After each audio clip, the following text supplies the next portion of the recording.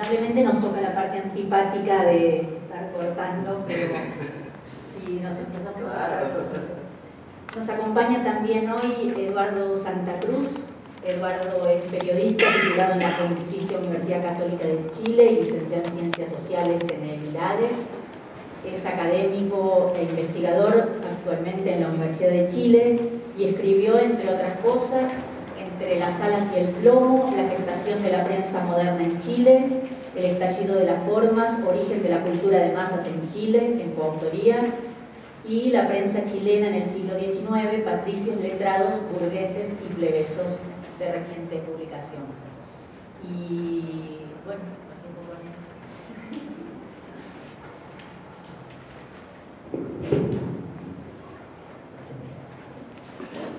bueno, en primer lugar, saludarlos a todos, por supuesto agradecer la posibilidad de estar aquí y la esperanza de hacer algún aporte que pueda ser útil al desarrollo y a lograr los propósitos que planteaban Mirta y Eduardo al comienzo. En aras del tiempo vamos a tratar de hacer las cosas un poco rápido para tratar de alcanzar a decirlo todo. Lo que vamos a presentar es parte, está seleccionado de un conjunto de investigaciones desarrolladas durante varios años en conjunto naturalmente con más personas, ayudantes, co-investigadores, etc., en torno a la relación medio, cultura de masa, cultura popular, espacio público, lo cual permitió atacar distintos tipos de objetos de estudio, ¿no? Por ejemplo, la aparición a principios del siglo XX en Chile de nuevas figuras públicas, como ídolo deportivo, por ejemplo, pero también para este caso seleccionando lo que tiene que ver fundamentalmente con la prensa, en el caso chileno. Anotando también algo que señalaba Marialba, que ahí se expresan, siguiendo a un otro brasileño que es Renato Ortiz, dimensiones universales y particulares del fenómeno. Entonces, hay ciertos aspectos del fenómeno que tienen ese carácter universal, el desarrollo de los formatos, por ejemplo. Y en otros casos, las particularidades que dan justamente los estados nacionales, ¿no?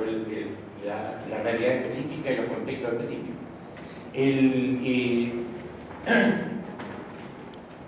Detrás de todo esto andan una serie de autores, naturalmente, que no los vamos a trabajar mayor, sino simplemente mencionar. Así está claramente la idea de Perón, del discurso social en Perón, o la idea del comunismo, el tío común en Gramsci, etc. Y sobre todo un autor latinoamericano como Martín Barbero, Florencia Cantini y el ya señalado Ortiz. Y por último, la idea es una mirada también de una lectura un poco libre de Foucault, una mirada genealógica que permite entender lo que pasa hoy en día.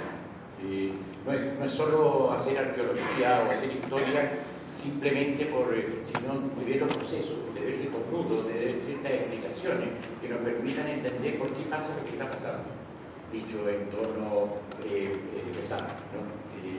¿Cómo se llegó a esto? Y por lo tanto, ¿qué tendencia o qué puede pasar? Teniendo, como digo, siempre esperanza, si las cosas no siempre han sido lo que son ahora, no tienen por qué ser lo cierto, ¿no? Y es esa mirada la que interesa. En el tratamiento de la prensa hemos desarrollado un concepto que también está inspirado en Lorenzo Nietzsche, también un poco libremente, que es una idea de estrategia periodística al interior de las estrategias comunicacionales como concepto, ¿no? Lo fundamental ahí está puesto, hay una metodología que surge de ahí, ¿no? Pero no nos vamos a entender en eso, ¿no? Sino lo fundamental está en el último párrafo, en que se trata de entender la prensa no como un instrumento, puramente, de otras lógicas exteriores a ella, ideológica, económica, religiosa, política, etc. Y tampoco entenderla como una simple superficie, una superficie, digamos, plana, donde una palabra que se ha usado mucho en la comunicología latinoamericana, entre comillas, se refleja, ¿no? Como si fuera un espejo, como también que no es una realidad exterior, sino más bien verla por el contrario, con una gran densidad, con una gran complejidad, con un espacio de construcción, elaboración, reelaboración de discursos y sobre todo en articulación con sus contextos, con otras discursividades, etc. ¿no? Ese es lo fundamental, digamos, de la óptica, de la perspectiva. Ahora, una cosa importante de esa óptica es la puesta en contexto de los procesos, contextos históricos y contextos amplios, ¿no? Contextos más acotados, por el contexto de lo que está pasando en el periodismo, la cultura, la comunicación, etc. Y en el caso del contexto histórico chileno de las dos primeras décadas del siglo XX, de nuevo hay una serie de tendencias universales que están planteando, proyectos modernizadores que recorren la región, ¿no? Con características de producción bastante y obviamente, como decíamos, con las diferencias que da la particularidad. Hay ahí operando un proyecto modernizador muy aceleradamente, de carácter oligárquico, aristocrático, pero a la vez liberal, que expresa la hegemonía del pensamiento liberal, que llevó a que en Chile no hubiera lo que en otras regiones, parte de la región que se diera, que es el conflicto entre liberales y conservadores, salvo en el terreno valórico, ¿no?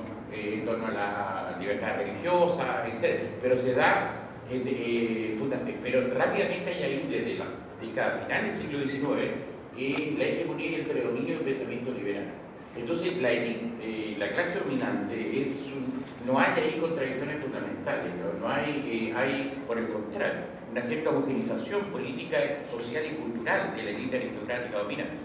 Una economía abierta a los mercados mundiales, centrada en la exportación de monoproductora, de salitre, incipiente, aunque constreñido desarrollo industrial, predomina el capital comercial financiero, fundamentalmente extranjero, en este caso inglés, del cual depende o subordina a este desarrollo industrial, digamos, constreñido, apretado, ¿no? Limitado, y a la vez esta modernización genera una completización creciente de la estructura social, el crecimiento del Estado, la aparición de sectores medios, o de sectores obreros y masas populares que se agolpan ya en las periferias de la ciudad de Montreal, comenzando todo el proceso de marginalización que todos sabemos revienta en el siglo XX como en muchos otros lugares de la región. Mayorías sociales que nos, incluyendo las capas medias, que no son vistas por el sistema más que como clase subalterna, ¿no? En el sentido más estricto, sin mayores derechos ni mecanismos de integración al sistema, apareciendo en la prensa, algo que aparecía en la prensa en la época que aparece en el 19, en la última década, lo que se llamó la cuestión social, es decir, como la idea de que hay unos conflictos larvados, unos problemas sociales no resueltos.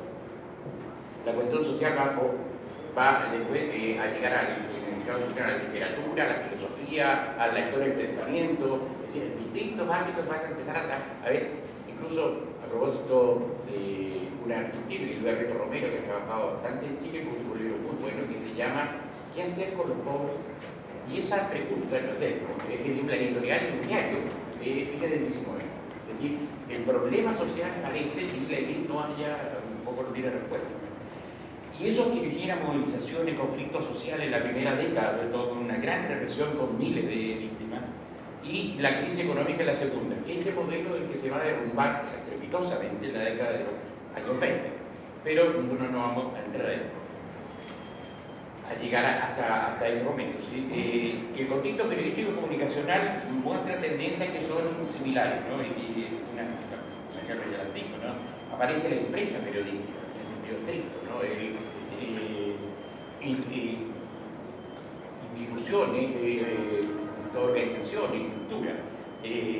Aparece la instalación del modelo de prensa liberal informativo, ¿no? Que centraba la producción y venta de noticias, los géneros periodísticos, el diario dividido en estructura formal de secciones, y un concepto de la prensa, ¿no? Un concepto de la prensa que es lo que ha discutido sobre todo la escuela de periodismo durante el siglo XX, ¿no? La idea del tipo de la historia, ¿no? La idea de la objetividad periodística, etc. Y aparece el profesional, ¿no? El periodista como profesional, es decir, uno de ellos lo vamos a citar un poco más adelante, que es un tipo que es muy joven de la educación media, salta a trabajar al periodismo. Si ya trabajan en el periódico, ya no literatos o políticos o aristócratas un poco ociosos, que eso ocurre en el 19, sino, o figuras culturales en general, sino aparece la figura del profesional, la dependencia del mercado y la inversión publicitaria, o la alternativa del financiamiento de instituciones, sean estas iglesias, partidos políticos, etc. Pero la necesidad de un financiamiento, ¿no? Aparece la revista especializada, que es, por decirlo, el primer anuncio de lo que vendrá a fines del siglo XX, con la segmentación de audiencia, ¿no? La revista especializada se define por la diversidad de contenido, ¿no? Se diversifica por tanto su oferta, ¿no? Revistas infantiles, femeninas, etc. También vamos a mostrar algunas portadas después. Y el sentido más amplio, ¿no? El desarrollo y la propagación popular y masiva del deporte, especialmente el fútbol, pero también el atletismo y otros. El desarrollo de teatro, de lo que se llama en la época del espectáculo de variedades, de la ópera y la zarzuela, ¿no? De nuevas tendencias literarias, de la lira popular, de poesía popular hecha por poetas populares, y la mayor parte de ellas analfabetos, ¿no? Y poesía cantada, hecha para un poco ser payada, con guitarra, y como expresión de esta ampliación del espacio público, incluyendo lo que hemos llamado un poco una esfera pública plebeya, popular. También en este contexto general, ¿no? La irrupción del cine en Chile, ¿no? El cine con una rápida masificación como espectáculo y entretención que causa al principio un inicial desprecio de la élite culta, con algunas características que están señaladas ahí, ¿no? Al principio, con la aparición del cine norteamericano, yankee o estadounidense, con la Primera Guerra Mundial, ¿no? Y la instalación de su distribuidora, la aparición del Star System. Hay unos datos sobre la cantidad de salas que había en Santiago, una fotografía de una sala, de un edificio que es sala de cine en Valparaíso, y la aparición también, que ocurre en todas partes de América Latina, ¿no? La idea es que si hay cine, nosotros también tenemos que hacer cine, ¿no? Y tiene que haber un cine nacional. Y ya hay una producción de la época del cine boom en Chile de 80 y tantos films de ficción, de los cuales solo sobrevive uno, ¿no? Y los demás todos los conocemos por la prensa, ¿no? Todos terminaron hechos painetas, botones y otras cosas, ¿no? Que es lo que se hace con el celular. Y el uno dice que está al final, es un cine que es una tendencia de esos cines muy fuerte, ¿no? Que es el cine patriótico, nacionalista, en tono chauvinista un poco, y es el Usar de la Muerte. Ese es lo único que sobrevive, que se estrenó en el año 25 y que en 2 o 3 meses ya había sido vista por 110.000 personas más o menos, de nuevo en una ciudad que tenía 500.000 habitantes el año 20, ¿no? Si no estaba hablando de la ciudad de Chile. ¿Qué pasa con la prensa en el sentido específico? O sea, diarios y periódicos coexisten distintos tipos de diarios de nuevo tipo, el Mercurio especialmente, que es el principal de las empresas periodísticas, el Diario Ilustrado y luego el Diario La Nación, que son competidores de Mercurio. Ahí hay una primera página de Mercurio con una noticia que es bastante habitual, y se refiere a uno de los terremotos más grandes, el terremoto de Valparaíso de 1906, que es uno de los más grandes dentro de los grandes, claro, 3 o 4 más grandes del siglo, y que es puesto de ese tipo, de esa manera. También hay otros que permanecen fieles al tipo de periódico del siglo XIX, ¿no? Periódico doctrinario, ese modelo de prensa, ¿no? Más bien dedicado a la discusión doctrinaria, que ahí vienen atados algunos nombres. Unos diarios que vamos a ver a continuación, que yo lo he llamado católico comunista, que es diarios dirigidos desde aquí hacia el mundo popular, que son el chileno o llamado diario de la cocinera, ¿no? Y el diario popular. Y una cosa muy interesante que al calor del desarrollo del movimiento sindical y movimiento obrero, la aparición de la prensa obrera, ¿no? Prensa obrera que es muy importante y bastante numerosa, y además de muy distintos tipos, ¿no? Hay prensa anarquista, demócrata, porque es una tendencia del primer partido de trabajadores en Chile que se crea a fines del siglo XIX, lleva ese nombre, el Partido Demócrata. Después un partido que se va a integrar al sistema, pero siempre va a conservar una cierta afiliación social y de clase media baja, prensa socialista, prensa social cristiana, etc. ¿no? Hay algunos nombres que vamos a ver. Y también hay experiencias de diarios de difusión doctrinaria que adoptan la forma de empresa periodística, que es una mixtura que no dura mucho, pero que sobre todo se da en la década del 10. Por ejemplo, el diario Una Corriente de Derecha, que va a tener rebrote después, hacia el fin del siglo, lamentablemente, es el nacionalismo, ¿no? Un nacionalismo de derecha laico, además, laico y civil, ¿no? Que es empezado en ese diario, La Opinión, el diario conservador católico La Unión, que pongo ese dato que sí, yo no entiendo porque una experiencia que en esa época se da, que la experiencia de los sacerdotes periodistas, ¿no? El director del diario La Unión fue un futuro después arzobispo de Santiago y rector de la Universidad Católica, tenía una estatua ahí en la puerta de la universidad. Y diario del Partido Radical, La Razón. Ahora vemos lo que es estos diarios llamados católicos comunistas, que son los que me interesa un poco mostrar, ¿no? Es un diario, ahí hay una cita de Carlos Silva Altozole, que mencionaba, ¿no? Que era el diario de 18, 19 años, después iba a llegar a ser director de Mercurio, incluso a ser embajador de Chile en Gran Bretaña, también carrera política, etc. ¿no? Pero él se inicia como en el diario. El chileno es ese diario, ya de 6 columnas, ¿no? Es bastante grande el formato. Y ahí él explica un poco el por qué le decía, ¿no? El diario de las cocineras. Es un diario que es muy útil, porque me consta que una compañera de trabajo lo hizo, para, por ejemplo, ver el empleo femenino en la época. Porque hay toda una parte del diario que está consagrado a avisos de buscar y ofrecer trabajo, ¿no? Hay una otra cita siguiente donde él puede detener un poco más, porque tiene relación también con algo que comentaba Marialba, ¿no? Dice Silva Mendoza, había que escribir corto y claro. El público, en su mayoría gente del pueblo, nos exigía brevedad y precisión, lenguaje transparente, artículos que de ordinario no pasaban de media columna del formato de los diarios de hoy. Yo tomaba los asuntos serios, política, economía, cuestiones sociales. Díaz Garcés y otros que hacen lo mismo, el mismo recorrido que él, y después incluso va a publicar el cuento, va a ser escritor, se va a hacer literatura. Díaz Garcés escribía la crónica afectiva de los sucesos del día y creaba ya el género de apunte de costumbre, observaciones callejeras, charlas humorísticas que más tarde llevaría a la perfección. Y él y yo hacíamos crítica de teatro, de pintura y música, comentario de las noticias extranjeras cuando venía a mano. Era corriente de Ángel Fernández y otros con su hermano, nuevos periodistas profesionales, como reportero, y había llegado a desarrollar una técnica admirable para dar la noticia sensacional, bien controlada, en pocas líneas, dirigidas al corazón del hombre de la calle, explotando durante varios días con renovado interés. Este diario alcanzaría a una circulación esto puede ser un poquito exagerado, pero circulaba bastante, de 70.000 ejemplares los días festivos, y no bajaba diariamente 40.000. Y un Santiago que tenía medio millón de habitantes, uno le cuenta a los niños, le cuenta a los analfabetos, y a Mariano, bueno, va quedando un público posible bastante enorme. Pero efectivamente el diario más vendido.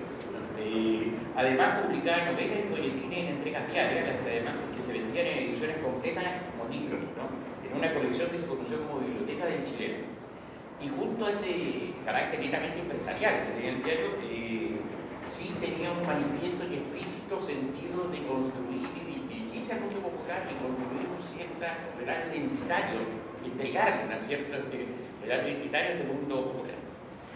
El otro caso es el llamado el diario popular, que un poquito después de mí circuló poco, que también proviene de sectores de la élite católica conservadora, aristocrática. Entre sus propietarios estaba el sacerdote y luego obispo también, Rafael Edwards. El diario reproducía un poco el modelo del chileno.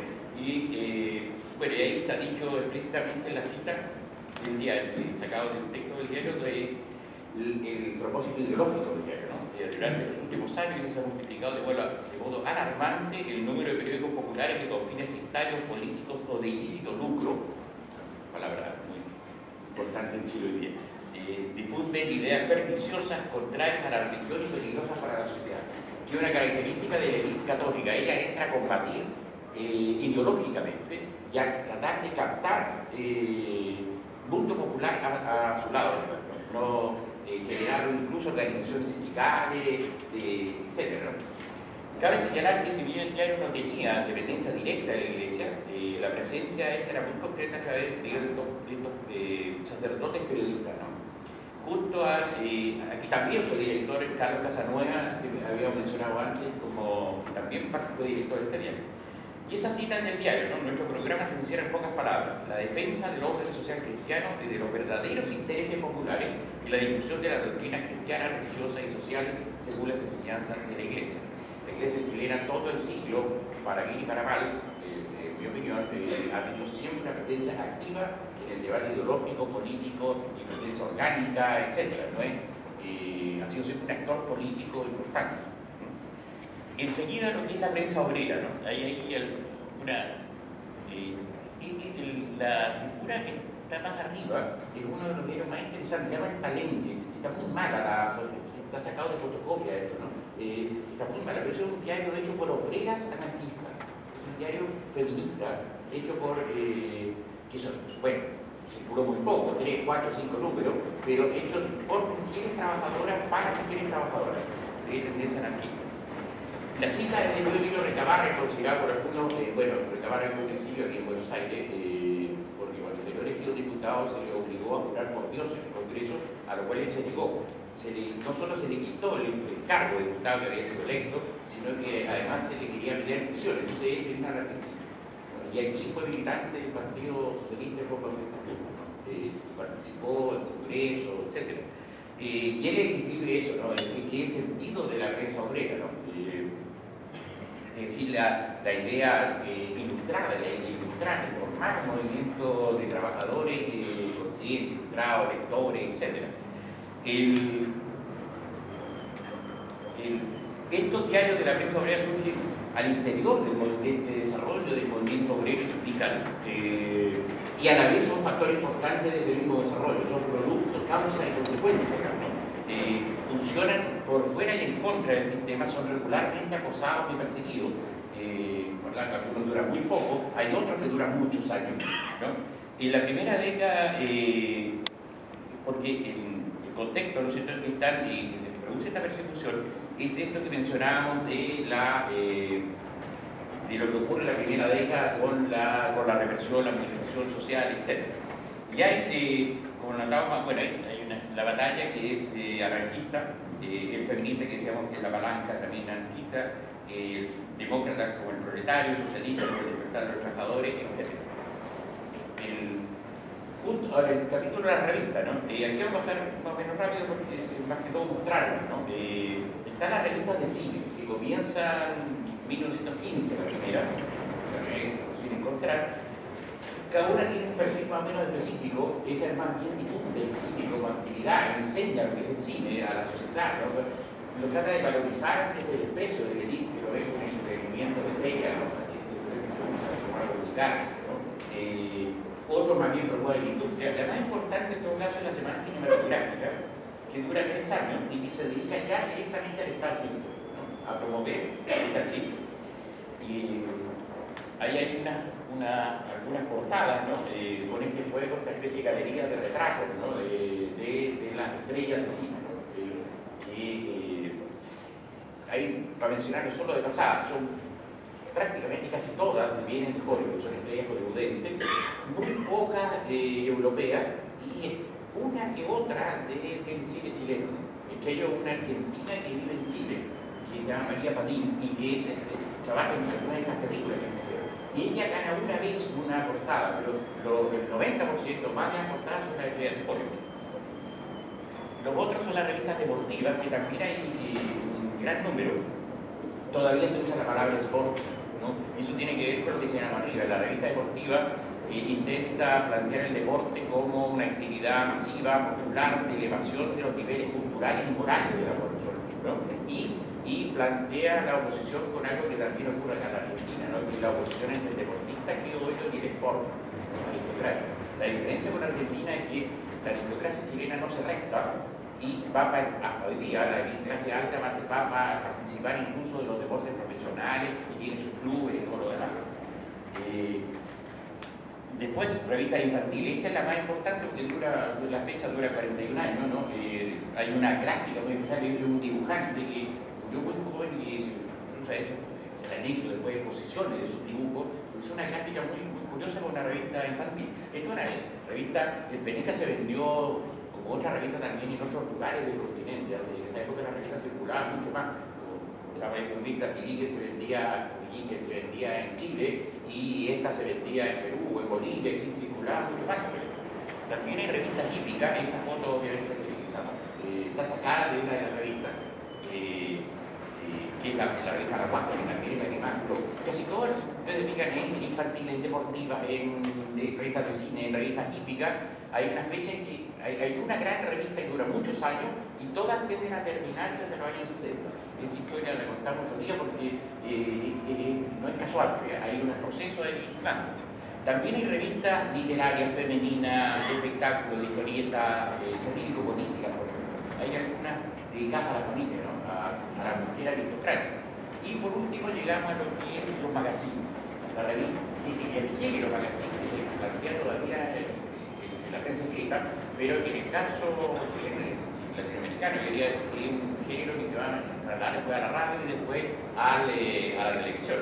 Hay 4 revistas magazinescas dirigidas claramente y explícitamente a sectores sociales distintos y todas pertenecen a una sola empresa, ¿no? Que es la empresa editorial Zigzag.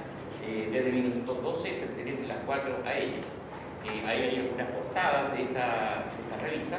Torrehuela la dirigía al Mundo Popular, ¿no? Y digamos que el magazine es muy importante porque desarrolla lo que podríamos decir es una serie de funciones clásicas y típicas del mundo cultural moderno, ¿no?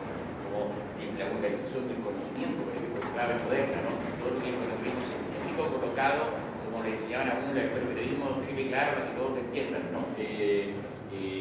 La diversidad de contenido, siendo equivalente a todo tipo de contenido. Por ejemplo, en esa página del lado tenemos contenido bastante frívolo, ¿no? Entre las cosas como triunfa el tango en París, ¿no? Con cacería de zorros, etc. Sin embargo, si lo vemos en la página siguiente, también está la Semana del Crimen en Valparaíso con la foto de los puentes, que después se usaba mucho, ¿no? En algunos casos había fotos de los policías que lo habían capturado. Y un fenómeno que también es común, la vida miserable de los conventillos en Santiago, ¿no? Es decir, el magazine desarrolla una nueva percepción del tiempo y del espacio con el uso de la imagen. Hay que pensar en la época que significaba que para el lector de Santiago de Chile, de esa época, que le mostraran París, ¿no? En una foto.